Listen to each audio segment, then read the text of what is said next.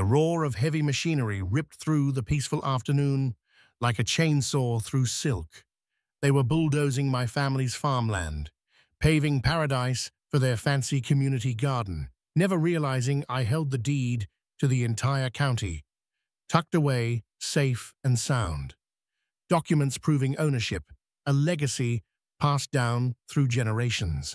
What would you do? What could you do if you suddenly discovered the ultimate power to make your entitled HOA neighbors finally pay? Tell me below, and tell me where you're watching from. The slam of a car door, sharp and decisive, jolted me awake. I'd been dozing on the porch, enjoying a rare afternoon nap. My eyes, gritty with sleep, focused on a woman in a blindingly white pantsuit marching up my gravel driveway.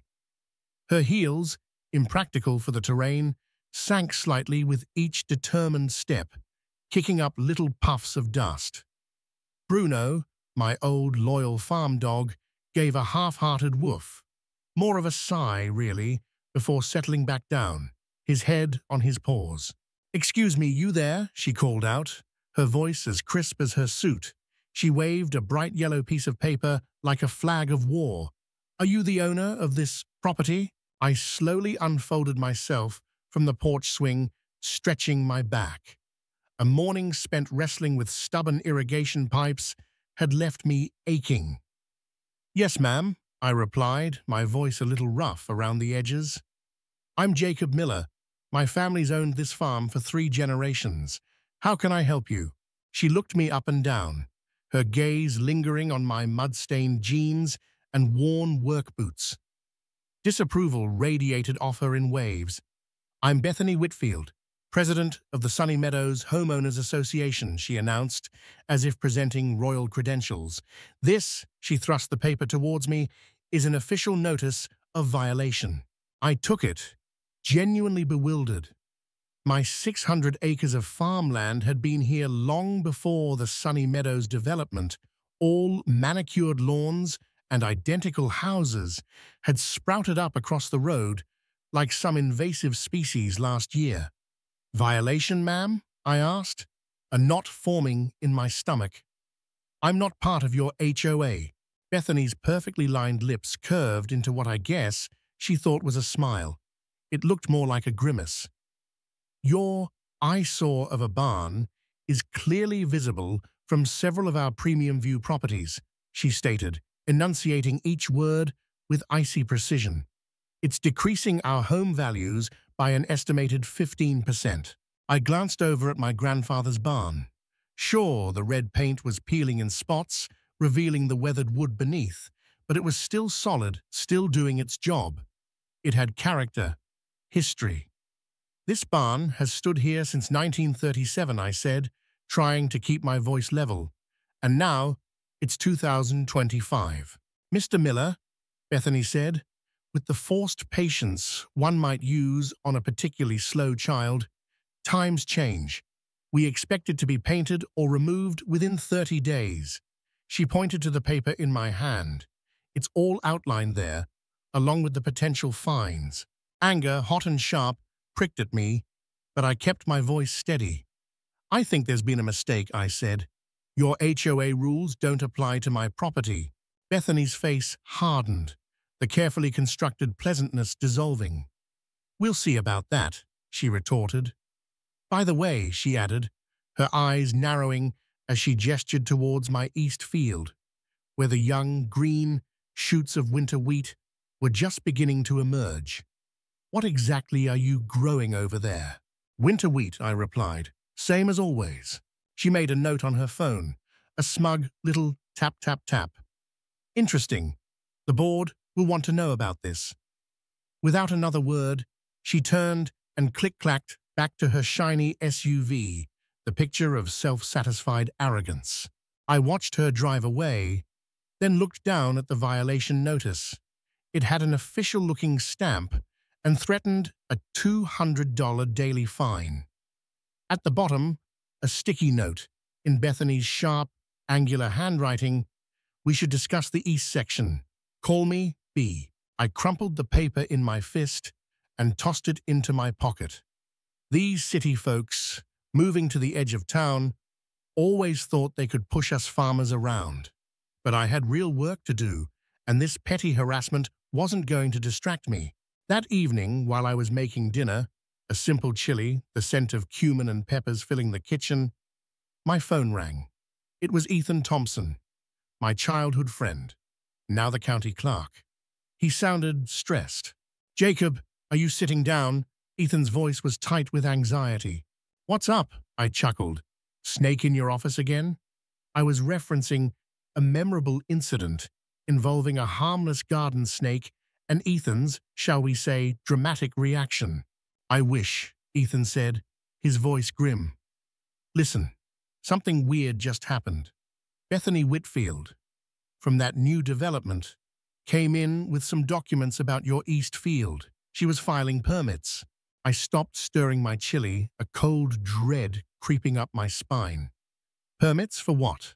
"A community garden," Ethan said, his voice barely a whisper. "Swimming pool, tennis courts. Jacob, she's claiming that section of your land actually belongs to their development. Says it was never properly surveyed when your grandfather bought the adjoining parcels." My mind reeled. "That's ridiculous," I exclaimed. "I have the deeds right here in my filing cabinet." "Well, she had papers too," Ethan said, his voice heavy with unease. "Something looks off, but they were stamped and filed correctly. They're scheduled to start clearing land tomorrow morning." The phone nearly slipped from my grasp. "Tomorrow?" I felt a surge of panic. "They can't just bulldoze my wheat. I've got almost 50 acres planted there." "I tried to slow it down," Ethan said, "but she had all the right signatures. Something's not right, Jacob. You better find those deeds tonight."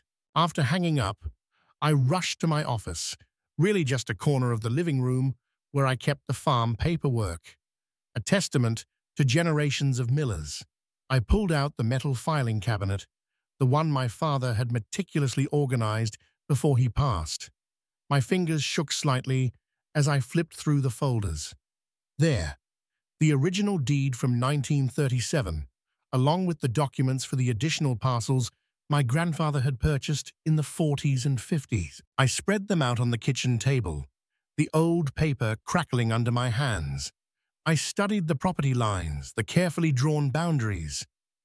Everything looked in order, exactly as it had been for decades.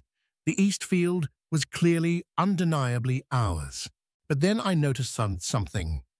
A more recent survey, done just 5 years ago, when I'd briefly considered selling a small parcel, a thought I quickly dismissed, showed a slight discrepancy on the eastern border. Nothing major, just about 15 feet. A sliver of land, really, different from the original survey. I'd ignored it at the time, chalking it up to more accurate, modern equipment.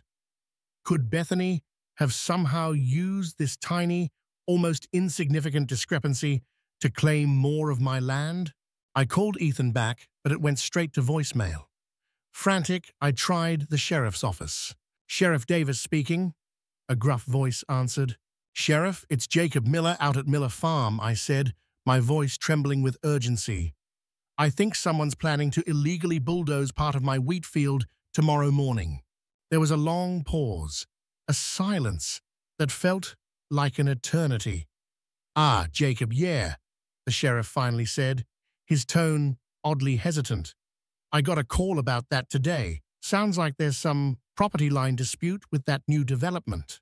"It's not a dispute, Sheriff," I protested. "They're trying to steal my land." "Now, Jacob, let's not throw around accusations," Sheriff Davis said, his voice maddeningly calm. "Tell you what, I'll come out first thing tomorrow and make sure everything's legal before any machinery moves." I thanked him and hung up, feeling a sliver of relief. Sheriff Davis had gone to school with my dad. He'd make sure things were handled fairly, wouldn't he? As the sun set, casting long shadows across my fields, I sat on the porch, watching the lights come on in the big, ostentatious houses across the road. What was Bethany really after? The east field wasn't even visible from their development. Then it hit me like a bolt of lightning. Water rights. My property controlled access to Carson Creek, which snaked through the back end of my land. The development had been having water pressure problems all summer. I'd overheard complaints at the general store, whispers of low flow and expensive fixes. Were they trying to get access to the creek, to bypass the county water system and secure their own private supply? Sleep was impossible that night. Instead, I dug through more paperwork, unearthing documents my grandfather and father had meticulously saved, layers of history, written in ink and faded type. Around 3 a.m., I found something incredibly interesting, a county map from 1962, showing that my family didn't just own this farm, but had once owned most of the land in a 30-mile radius, including where Sunny Meadows now stood. We'd sold off parcels over the years, as farming became less profitable, as the city crept closer. But I wondered, what other rights might we still hold? Water rights, mineral rights, access easements, the possibilities swirled in my mind. Just before dawn, exhausted but fueled by a growing sense of righteous anger, I dozed off at the kitchen table, surrounded by a sea of papers. The sound of heavy machinery, a guttural roar that vibrated through the very ground, jolted me awake. I ran outside, still in my socks, my heart pounding a frantic rhythm against my ribs. 3 massive yellow bulldozers were rumbling down the access road towards my east field, their blades gleaming menacingly in the early morning light. Bethany's SUV led the way, like a queen surveying her conquering army. And behind the bulldozers, a parade of other cars, all emblazoned with the Sunny Meadows HOA logo. Where was Sheriff Davis? I grabbed my phone, my fingers fumbling with the screen, ready to call him again. But before I could dial, the first bulldozer crashed through my fence line, the wooden posts splintering like matchsticks. It entered my wheat field, the young green plants disappearing beneath its relentless tracks. The sound of destruction, of life being ripped from the earth, was sickening. The sound of those engines jolted me awake, not at a leisurely pace, but at 5:30 a.m., sharp. These weren't the familiar comforting chugs of tractors. These were heavier, louder, more menacing. I jumped out of bed, heart racing, and threw on my boots. Something was terribly, terribly wrong.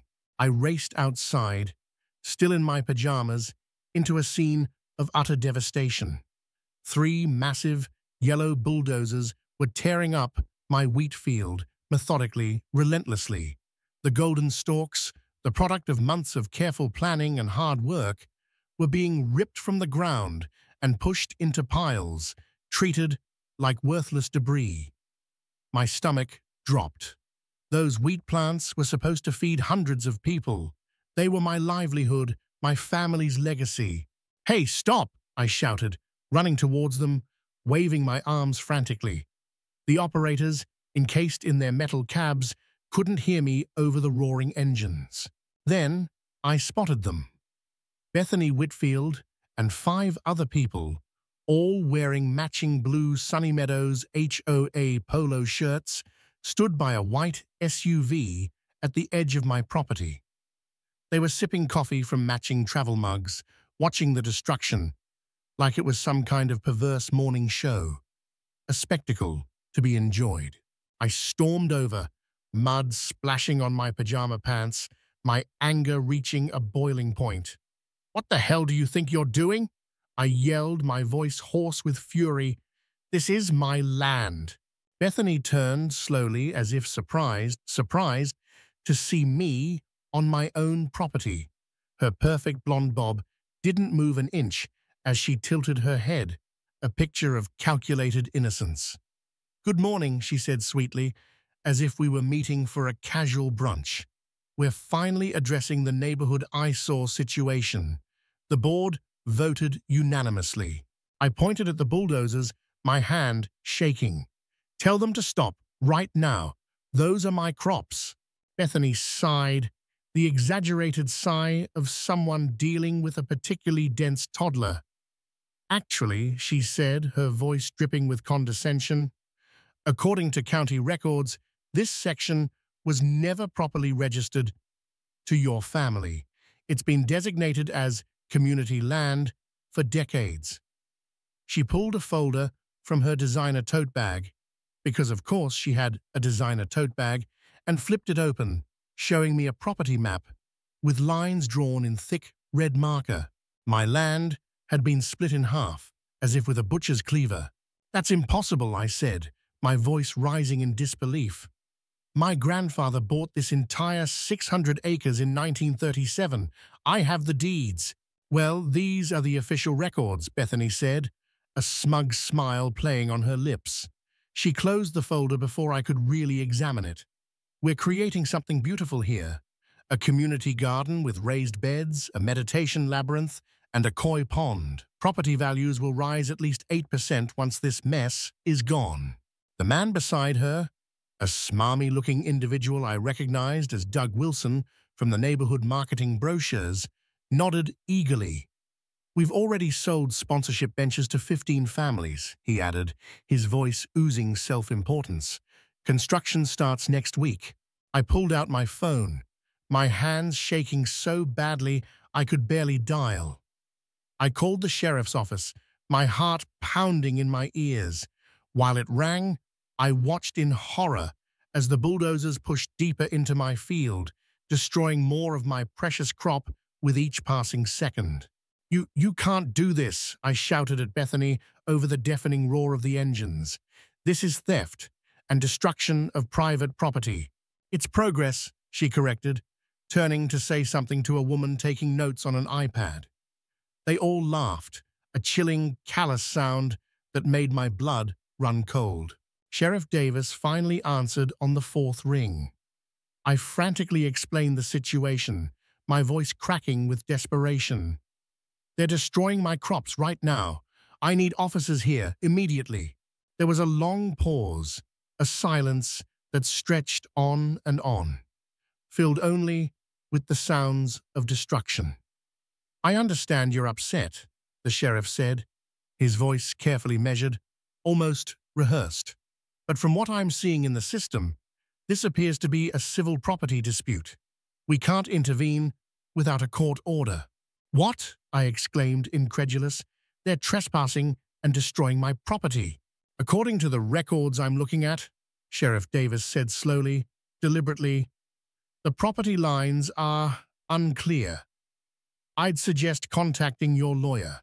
Something about his hesitation, his carefully chosen words, made my skin crawl.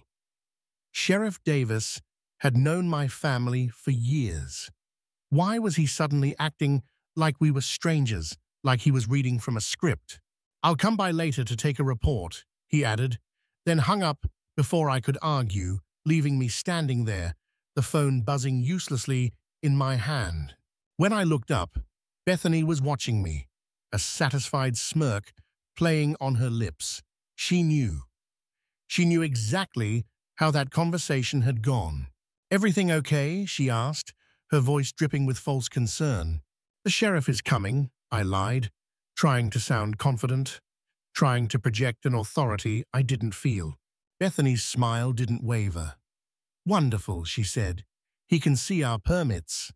She handed me a stack of official-looking papers, all neatly typed and stamped, all approved by the county last month. "We tried to tell you about this at the neighborhood meeting," she added, her voice laced with mock sympathy. "But you never attend, do you?" "Because I don't live in your neighborhood," I shouted, feeling my face get hot, the anger burning in my chest. "I've lived on this farm my entire life. My grandfather built that barn with his own hands in 1932, and it's been pulling down property values ever since," said Doug, checking his expensive-looking watch. "We have another meeting at 9. Will you be okay here?" "Perfectly fine," Bethany assured him, her eyes gleaming with triumph. As the other board members, these vultures in polo shirts, drove away, Bethany turned back to me. "I understand change is difficult," she said, her voice smooth and condescending, "but progress is inevitable. The suburbs are growing, and frankly, farming doesn't fit the community vision anymore."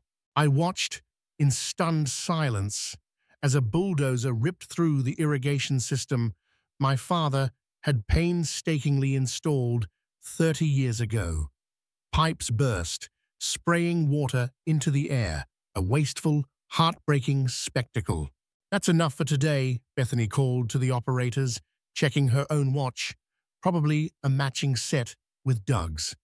"We'll continue tomorrow." The bulldozers backed up, leaving deep, ugly tracks in my ruined field.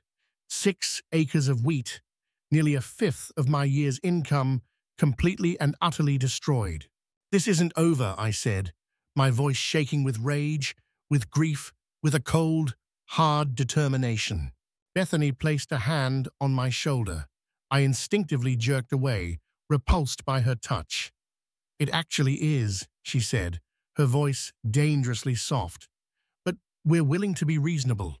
If you voluntarily surrender the remaining disputed acreage," she practically spat the word, "we won't bill you for today's land-clearing services." She offered it like a generous concession, a magnanimous gift. She turned and walked towards her car, pausing to supervise as workers hammered a huge, garish sign into my soil. "Future home of Sunny Meadows Community Gardens and Wellness Center." The audacity of it stole my breath. As Bethany drove away, I noticed Ethan Thompson's truck speeding down my driveway, kicking up a cloud of dust. He jumped out, his face pale with shock and a mixture of anger. "I just heard. I came as soon as I could," he said, staring at the scene of utter devastation. "This is insane. How could they possibly get permits for this?" "Someone at the county office helped them," I said, a cold, hard realization settling in my gut. "But who would do that? And why?" Ethan shook his head, his eyes wide with disbelief. "I don't know, but there's something else. On my way here, I saw surveyors at your north field. They had the Sunny Meadows logo on their truck." My blood ran cold. They weren't stopping with just this field. This wasn't about a community garden. It was a land grab, a systematic, calculated takeover. "They're coming for the whole farm," I whispered, the words tasting like ash in my mouth. "We need to figure out how they falsified those property records," Ethan said, his voice urgent. "This isn't just about your farm anymore, Jacob. If they can do this to you, they could do it to anyone." I stared at the destroyed field, the ripped-up earth, the broken fence line, a deep, primal anger, an anger that reached back through generations of millers who had worked this land, surged through me. This wasn't just about wheat or property lines or even water rights. This was about something much bigger. It was about justice. Back in my house, I went straight to my grandfather's old study. Behind a painting of our farm, a landscape bathed in the golden light of a setting sun, there was a small, unassuming safe. A safe I hadn't opened in years. Inside were the original property documents. Deeds, surveys, maps meticulously preserved, dating back to when my great-grandfather first settled this county. What I found inside made my hands shake, not with fear, but with a furious, burning determination. Bethany and the HOA had no idea who they were really messing with, and by this time tomorrow, they'd regret ever setting foot on my land. Sleep was a distant, impossible dream. The image of those bulldozers tearing up my wheat field kept flashing in my mind, a relentless, agonizing loop. At dawn, I got dressed and called Ethan. "I need every document on the Oak Ridge Estates development," I told him, my voice hard and unwavering. "Birth certificates, building permits, everything." "Jacob, that could take weeks," Ethan protested. "I need it by noon," I said, my voice leaving no room for argument. 3 hours later, I was buried in county records at Ethan's office, surrounded by stacks of dusty folders and yellowed papers. My coffee was cold, untouched, but I barely noticed. My hands trembled as I flipped through documents from the 1920s, tracing the history of this land, of my family's legacy. "I found something," Ethan called from his computer, his voice filled with a mixture of excitement and disbelief. "The original land survey from when your great-grandfather parceled out the county, and look who signed off on it." He pointed to the signature at the bottom of the document, a flourish of ink that sent a jolt through me. Judge William Whitfield, Bethany's great-great-grandfather. Ethan confirmed it, his voice hushed with awe. He knew exactly where the property lines were supposed to be. My phone buzzed with a text. An anonymous tip. The HOA was holding an emergency meeting tonight to discuss Phase 2 of their community project. More of my land was at risk. They were moving fast, and I had to move faster. Back home, I hauled a heavy wooden trunk from my attic. It was filled with my grandfather's papers, a treasure trove of forgotten history. Inside, nestled amongst old photographs and letters, I found a leather-bound folder with gold lettering, County Water Rights. I read it, not once, not twice, but 3 times to be absolutely sure. The water lines that fed the entire Oak Ridge Estates development ran directly through my property. My family had granted an easement, yes, but with strict conditions. Conditions that could be revoked with 30 days' notice. My hands shook as I called Sarah Jenkins, my old college roommate, now a sharp, ambitious lawyer in the city. "How fast can you get here?" I asked, my voice urgent. "What's wrong?" she asked, concern lacing her voice. "I'm about to go to war with 200 angry homeowners," I said, a grim smile spreading across my face. The Sunny Meadows HOA meeting room was packed when I arrived that evening. I spotted Bethany at the front, wearing a crisp blue blazer with the HOA logo, her blonde hair perfectly styled as always. She tapped her manicured nails impatiently on the podium, waiting for everyone to settle. I slipped into a seat in the back row, unnoticed, blending into the crowd of anxious, murmuring homeowners. "As you can see from these beautiful renderings," Bethany said, pointing to colorful posters depicting a sprawling tennis complex and winding walking trails, Phase 2 will convert another 10 acres of that unsightly farmland into our new recreational facilities. The crowd clapped politely, a smattering of applause that sounded more obligatory than enthusiastic. A man in golf clothes stood up, his brow furrowed with concern. "What about the farmer who lives there?" he asked. "Won't he complain?" Bethany waved her hand dismissively, as if swatting away a bothersome fly. "Our legal team has confirmed that land was improperly registered decades ago," she said, her voice smooth and reassuring. "It rightfully belongs to our community now." My blood boiled, but I kept my face calm, my expression neutral. I waited patiently for the right moment. "With the tennis complex," Bethany continued, her smile widening, "our property values should increase by at least 15%. We've already hired the bulldozers for next Monday." That was my cue. When she finally opened the floor for comments, I slowly made my way to the microphone. The room quieted as people turned to look at me, curious, perhaps a little apprehensive. "Good evening," I said, my voice calm and steady, projecting to the back of the room. "I'm the farmer whose land you bulldozed yesterday and whose land you're planning to take on Monday." Bethany's smile tightened, the corners of her mouth turning down slightly. "Sir," she said, her voice sharp, "this is a private HOA meeting." "Before you continue with your plans," I said, calmly ignoring her interruption, "I'd like to introduce myself properly. My name is Jacob Miller. My great-grandfather founded this county in 1901. Our family has farmed here for over a century. I opened my folder and placed my first document on the projector. It was the yellowed map, the original county survey, showing the original property divisions. This, I said, is the original land survey, signed by Judge William Whitfield in 1922. Does that name sound familiar, Bethany? Her face flushed, a blotchy red creeping up her neck. Several board members whispered to each other, their expressions shifting from smug confidence to nervous uncertainty. Your great-great-grandfather personally verified our property lines, I continued, my voice gaining strength, which makes it interesting that you claim my land was improperly registered. I switched to the next document. Our family trust still owns the mineral and water rights to every inch of land in a 30-mile radius, including under your homes.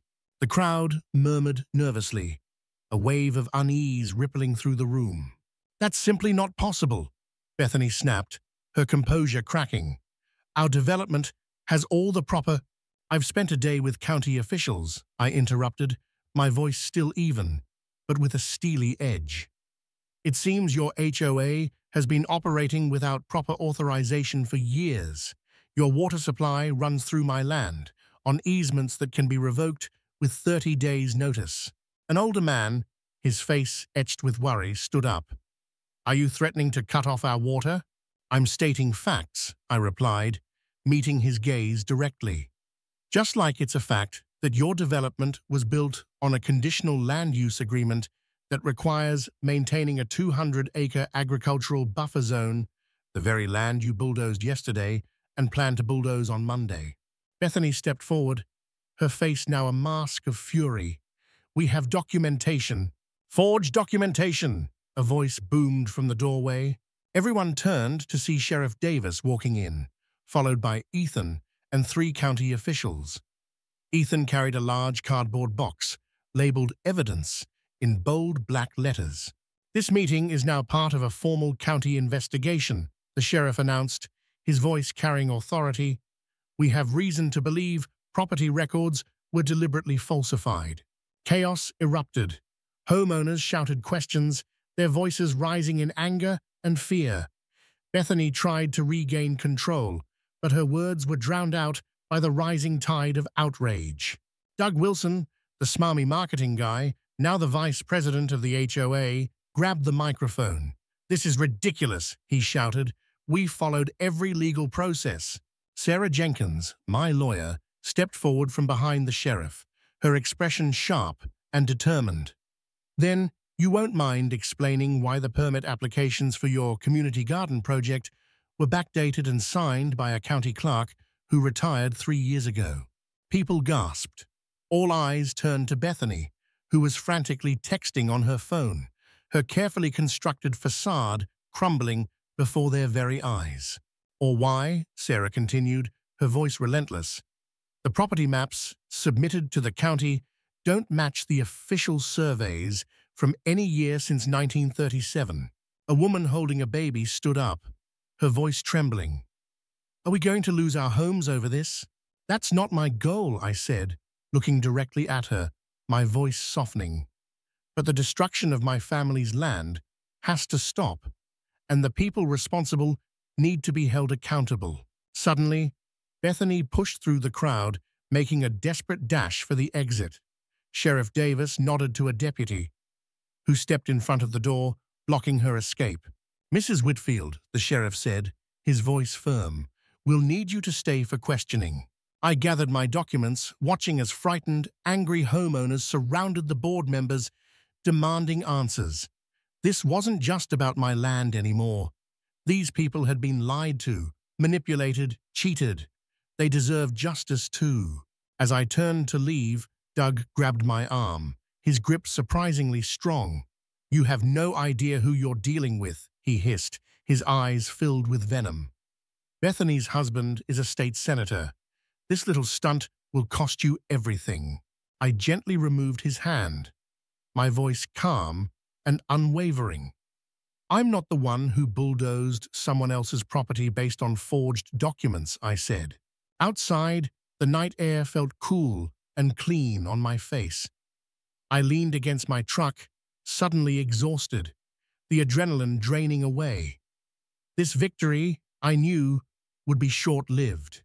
Bethany had connections, money, power. The real fight was just beginning, and she would come back harder than ever. My phone rang. It was Ethan. "You need to get back to your farm, right now," he said, his voice urgent, laced with fear. "Something's happening at your house." I jumped in my truck and sped home, my heart pounding a frantic rhythm against my ribs. As I crested the hill overlooking my property, I saw them.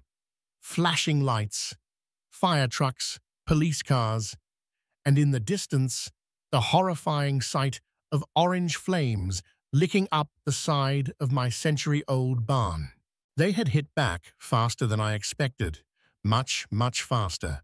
I woke up again to a new sound, a drone buzzing like an angry hornet over my farmhouse.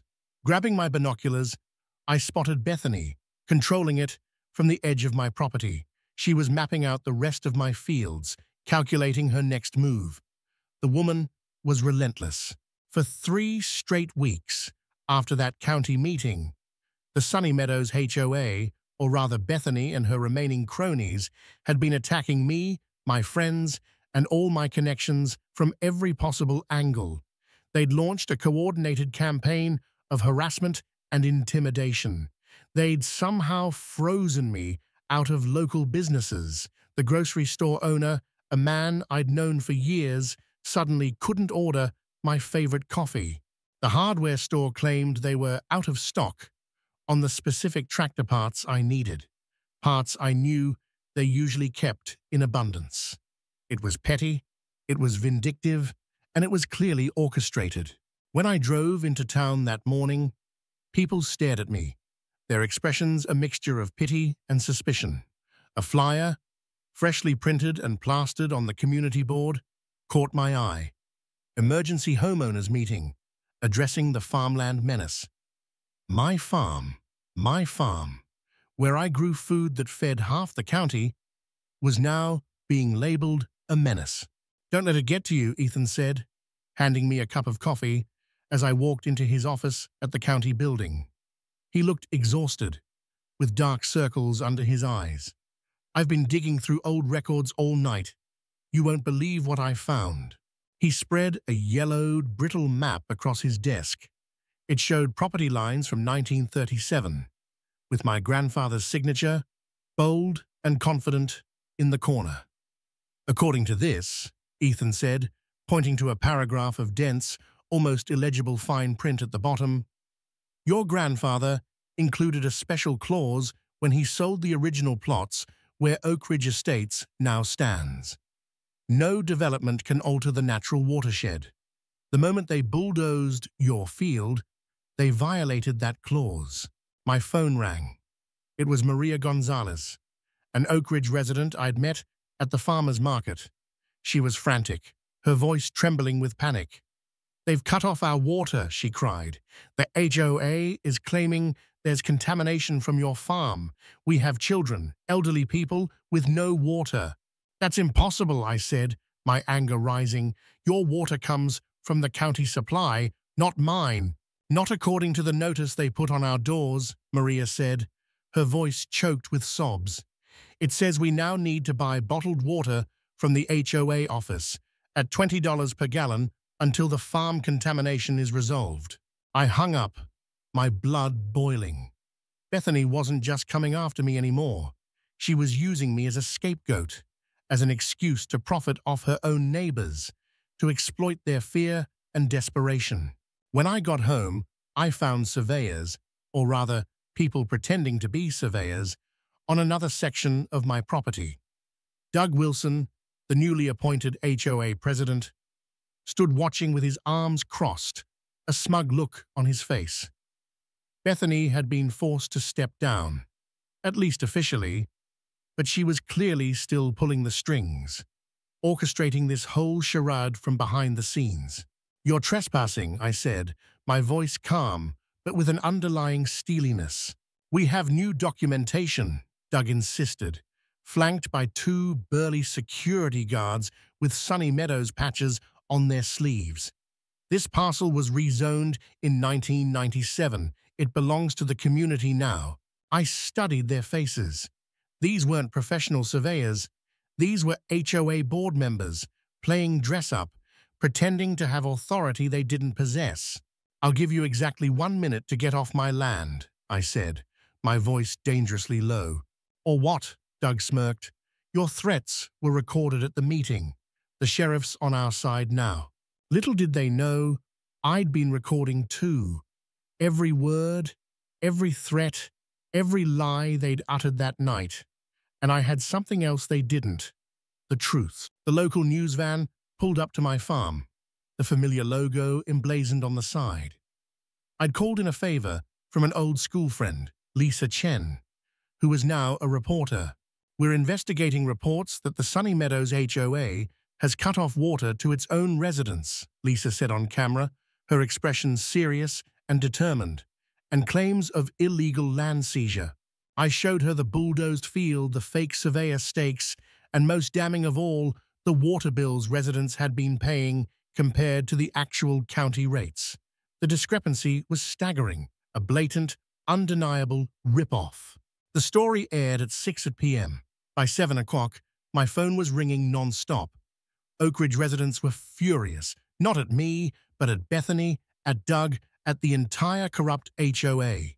The next morning, I watched from my kitchen window as county water trucks arrived at Oak Ridge Estates. Ethan had arranged emergency water delivery for the families affected by the HOA's despicable scheme. Then, something unexpected happened. A moving truck pulled up to Bethany's house. Were they leaving? Had our pressure, the combined force of truth and community outrage, finally worked? My celebration was short-lived. That afternoon, I received a notice.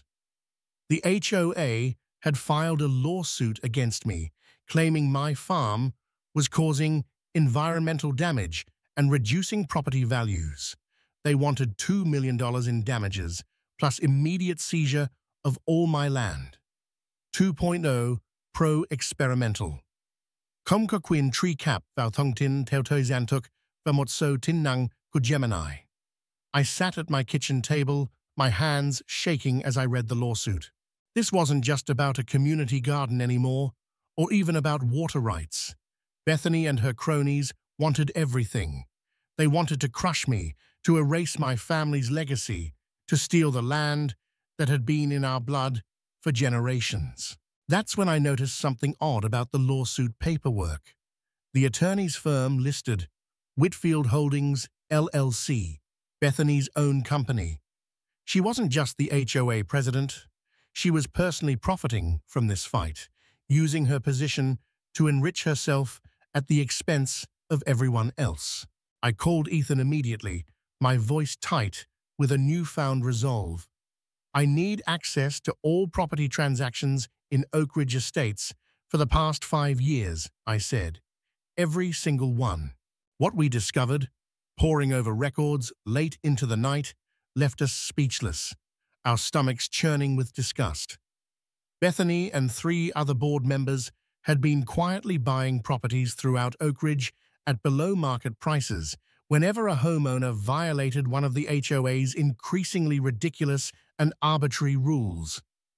They'd created the rules specifically to force people out, to snap up their homes for pennies on the dollar. And the community garden? It wasn't just about spiting me, about asserting their dominance. The land they'd bulldozed, the land they'd so callously destroyed, sat directly above a natural spring, the most valuable untapped water source in our drought-prone county.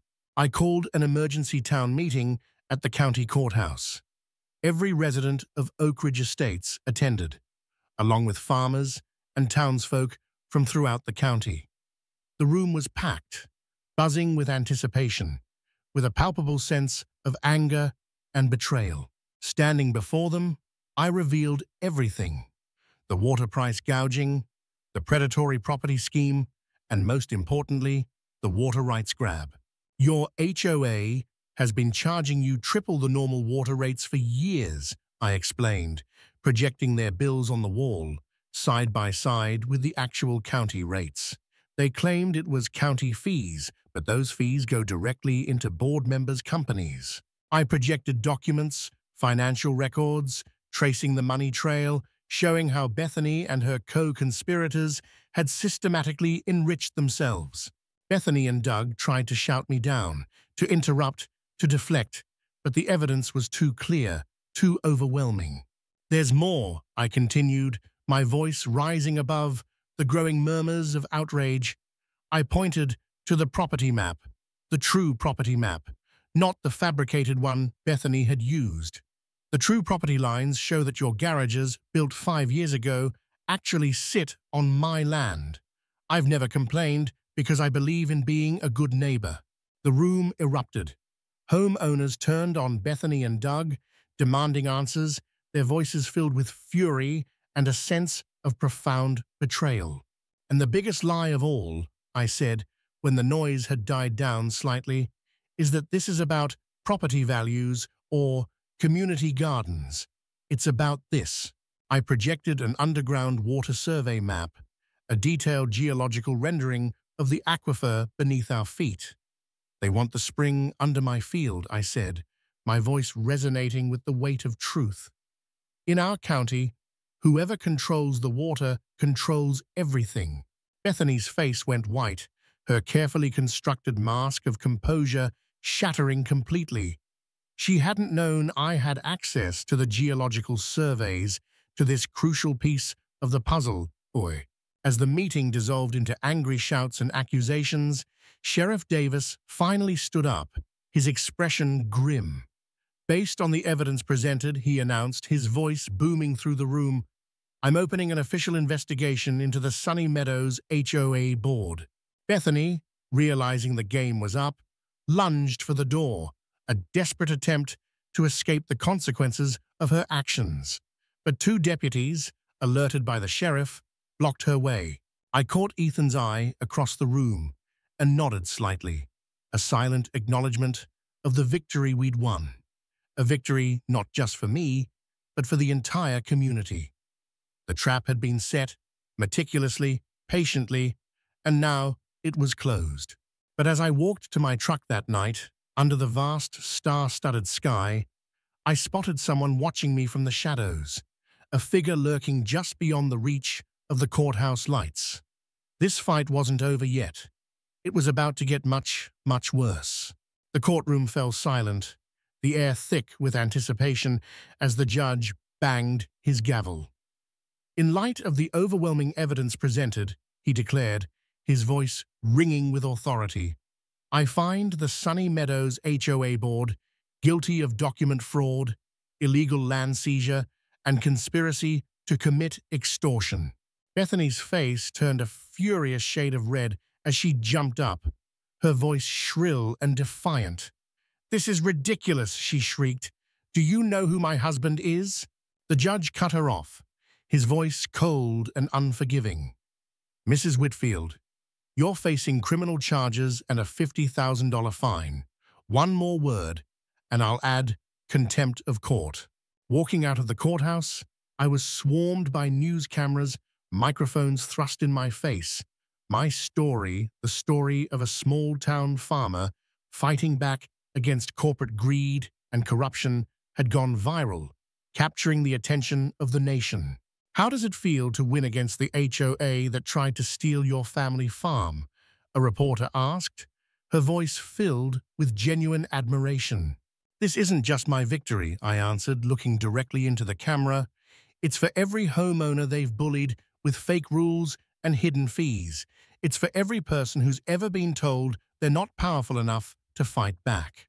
A week later, flyers appeared in every Oak Ridge mailbox, revealing Bethany's secret luxury condo purchases, bought with embezzled HOA funds. By evening, angry neighbors were marching on the HOA office, demanding a new board election, demanding accountability. The new HOA president, Maria Gonzalez, the woman who'd called me in a panic about the water, knocked on my door the next day. Her eyes were filled with a mixture of gratitude and determination. "We found out the truth about the water bill scam," she said. "We want to make things right. We want to be good neighbors." 3 months later, I watched neighborhood kids, their faces bright with laughter, planting sunflowers along the property line, a living fence, a symbol of reconciliation and cooperation, a testament to the power of community. Bethany drove by in her moving truck, her face a mask of bitterness and resentment, as her house, stripped of its ill-gotten gains, sold for half its inflated value. "Your grandfather would be proud," Ethan said, standing beside me, his hand on my shoulder. "You didn't just save the farm, Jacob. You taught an entire community what it means to be real neighbors." This story highlights the importance of standing up for what's right, even when facing powerful and corrupt forces. It demonstrates that even seemingly small acts of defiance, like researching old documents or speaking out at a meeting, can have a huge impact. It also emphasizes the power of community and the importance of knowing your rights and using them to protect yourself and others. What would you have done in Jacob's situation? Have you ever faced a similar challenge with an HOA or a powerful entity? Share your thoughts and experiences in the comments below. And don't forget to subscribe to the channel for more stories of courage, resilience, and the triumph of good over evil. Your support helps us bring these important stories to light.